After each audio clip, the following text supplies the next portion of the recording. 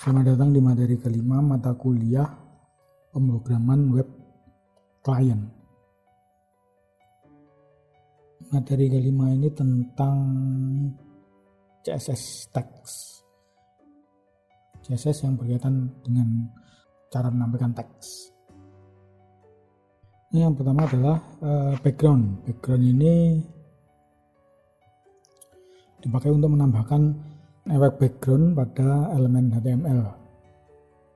Di sini secara umum ada beberapa properti yang bisa dipergunakan yang berkaitan dengan background ini. Yang pertama adalah background color, kemudian background image, kemudian background repeat, background attachment, kemudian background position.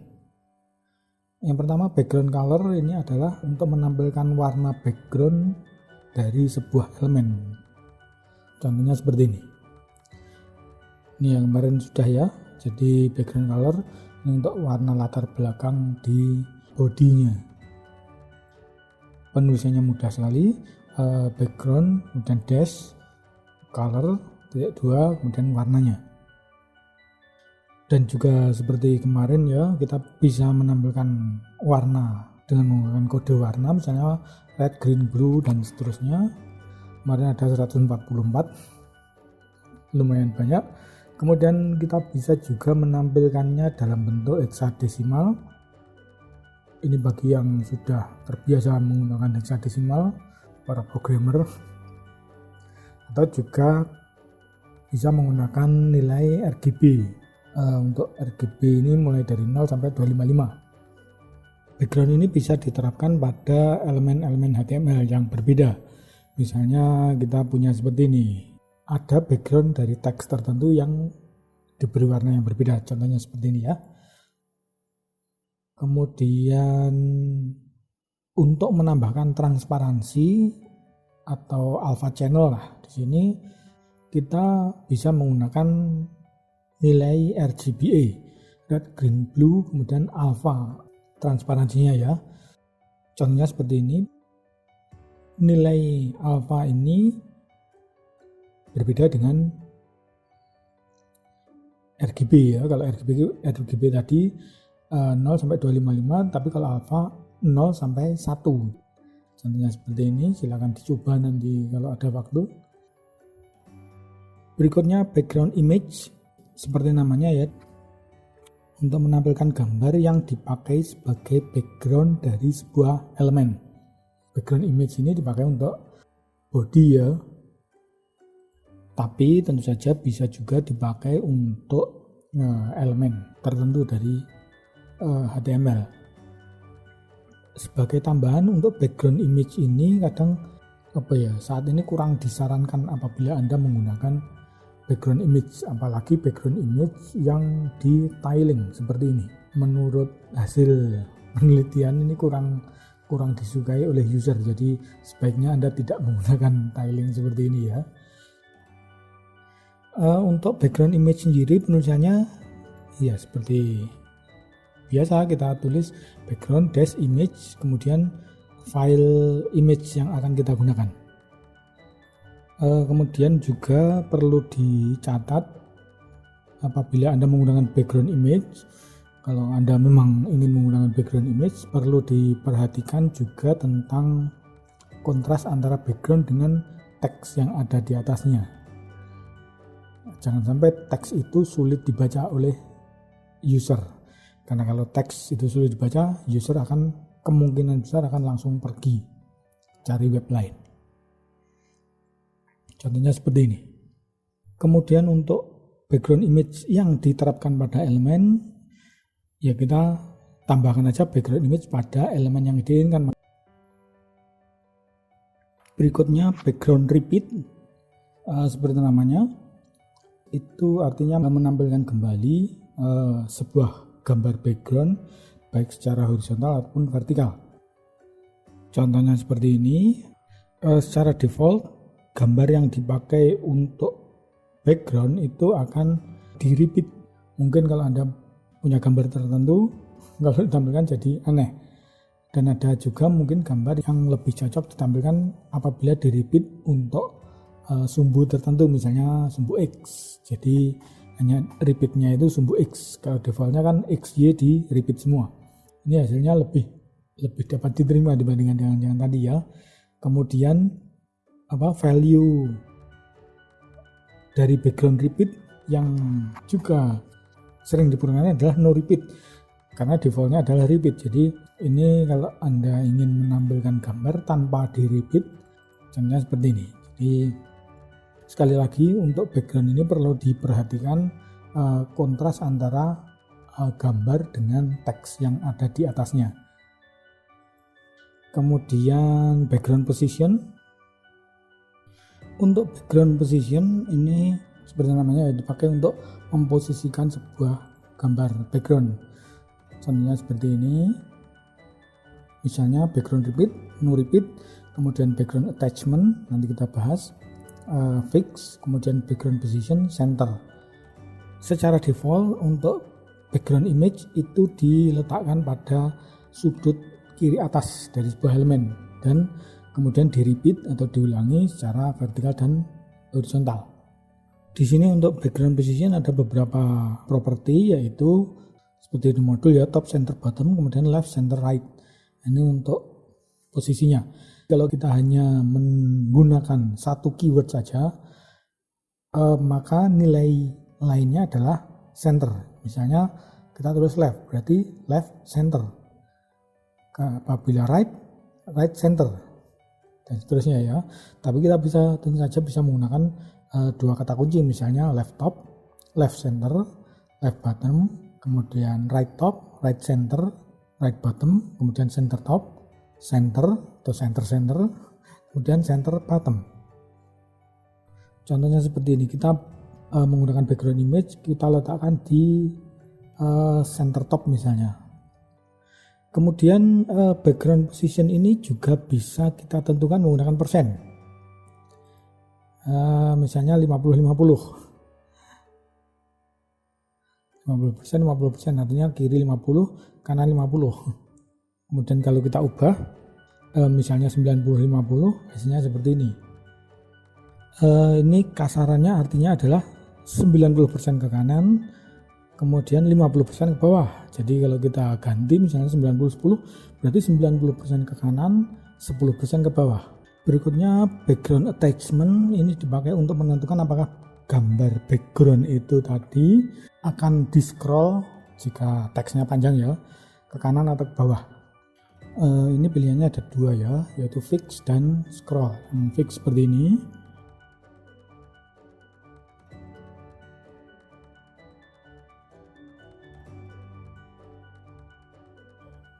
Berikutnya untuk background berupa gradient, di sini ada 3 jenis gradient yang bisa dipergunakan. Yang pertama adalah linear, kemudian radial, kemudian konik. Konik ini relatif jarang dipergunakan ya. Untuk linear itu secara default diawali dari atas ke bawah ya. Jadi penulisannya seperti ini, misalnya background image linear gradient, kemudian Anda isikan yang warna atasnya apa, warna bawahnya apa. Kemudian apabila gradiennya dari kiri ke kanan, kita tambahkan to right. Contohnya seperti ini ya, to right, kemudian warna pertama dan warna kedua. Itu dua contoh yang paling sering dipergunakan, tapi kita bisa menggunakan juga nilai sudutnya, misalnya seperti ini. Ini lebih fleksibel untuk penggambarannya. Kemudian yang kedua, gradient radial. Radial itu memutar ya artinya ya. Gradient ini warnanya ditentukan mulai dari tengah ke luar. Contohnya seperti ini. Kemudian Anda ingin mengubah proporsinya, misalnya kita bisa menggunakan nilai persentase. Misalnya merah itu 10%, kuning 20%, hijau 60%. Hasilnya seperti ini. Berikutnya conic gradient. Ini gradient seperti linear gradient tapi diputar ya. Ini jarang sekali dipergunakan, tapi kalau Anda ingin menggunakannya bisa pakai conic gradient seperti ini. Background image conic gradient, kemudian kita masukkan misalnya 3 warna, merah, kuning, hijau. Kita bisa menambahkan lebih dari 3 warna tentu saja ya, merah, kuning, hijau, dan seterusnya. Berikutnya untuk teks, properti pertama dari teks itu adalah warna atau color ya, color text.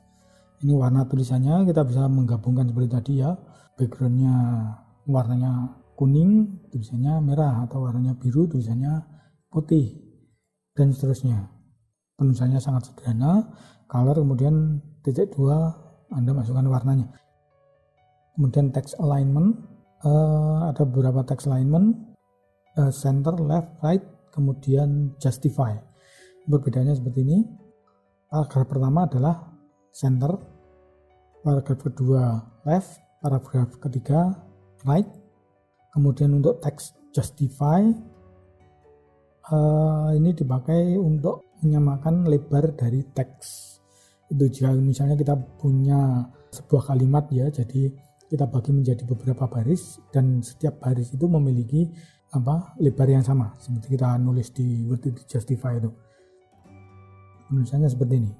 Bordernya 1 pixel untuk memberi batas pada teksnya, kemudian padding 10 pixel, kemudian kita tentukan lebarnya, lebar tinggi misalnya 200 pixel, kemudian kita tambahkan text align justify, hasilnya seperti ini. Berikutnya text decoration. Text decoration untuk memberikan dekorasi ya, misalnya di sini ada beberapa dekorasi, misalnya line, color, style, thickness, dan text decoration itu sendiri. Ada overline. Overline itu garis di atas tag kalau diperlukan. Kemudian ada line through, garis yang tepat berada di teks, kemudian underline, garis bawah, kemudian overline dan underline, itu garis atas dan bawah. Kemudian kita juga bisa menentukan warna dari garis decoration tersebut, misalnya text decoration, line, overline, kemudian text decoration dash color, kita masukkan warnanya. Penulisannya sederhana seperti ini hasilnya. Kemudian seperti kemarin juga di sini ada beberapa style untuk text decoration ya. Di sini yang pertama adalah solid, ini defaultnya seperti ini. Jadi kalau kita memberikan underline kemudian stylenya solid, ya solid. Kemudian style kedua double, seperti namanya, garis bawahnya 2, kemudian dotted seperti kemarin, titik-titik, kemudian dash seperti tanda min itu, kemudian wavy itu bergelombang ya. Ini misalnya dipakai saat kita membuat form, apabila isian yang user berikan itu salah, misalnya kita bisa memberikan text decoration wavy. Kemudian text transformation itu untuk mengubah teks menjadi uppercase, lowercase, atau satunya capitalize. Capitalize itu setiap huruf awal dari sebuah kata itu ditulis huruf besar. Bang sekali ini ya. Kemudian spacing ini berkaitan dengan pemberian spasi. Di sini ada letter spacing, kemudian word spacing, kemudian ada juga line height dan white space. Letter spacing seperti namanya ya, dipakai untuk memberikan spasi pada masing-masing huruf. Kemudian word spacing dipergunakan untuk memberikan spasi pada tiap kata. Seperti hanya untuk huruf tadi nilainya bisa juga negatif ya, seperti ini. Tapi perlu diperhatikan, kalau nilainya negatif mungkin jadi teksnya itu akan lebih sulit dibaca. Kemudian berikutnya white space. White space ini digunakan untuk menangani bagaimana browser menampilkan teks yang ada white space-nya atau ruang kosongnya. Secara default teks yang ditampilkan adalah di wrapping. Tapi kalau kita ingin menampilkan teks tanpa wrapping, kita bisa menuliskan no wrap. Contohnya seperti ini. Berikutnya untuk berkaitan dengan spacing ada line height. Line height di sini dipakai untuk menentukan spasi atau jarak antara baris teks, baris pertama, kedua, tiga, dan seterusnya. Itu jarak antar spasinya saya tentukan seperti ini. Penulisannya mudah saja, line dash height, kemudian nilainya. Berikutnya yang berkaitan dengan font, ada beberapa properti penting di sini yang berkaitan dengan font, yaitu yang pertama font family. Penulisannya seperti ini. Di sini yang perlu diperhatikan adalah bahwa apabila nama fontnya itu lebih dari satu kata, kita perlu memasukkannya dalam tanda petik ya. Tapi kalau cuma satu kata itu nggak perlu, langsung dituliskan saja. Berikutnya font size. Font size ini tentu saja ukuran font ya. Ukurannya bisa pixel. Ini contohnya menggunakan pixel. Kemudian IM. IM ini juga banyak dipergunakan. Ini setara dengan 16 pixel. Jadi 1 EM itu adalah 16 pixel. Jadi misalnya kita ingin menggunakan font 40 pixel, berarti 2,5 EM. Berikutnya font weight. Font weight itu properti untuk menentukan weight atau bobot. Font weight ini biasanya dipakai cuma dua ya, bold dan normal aja.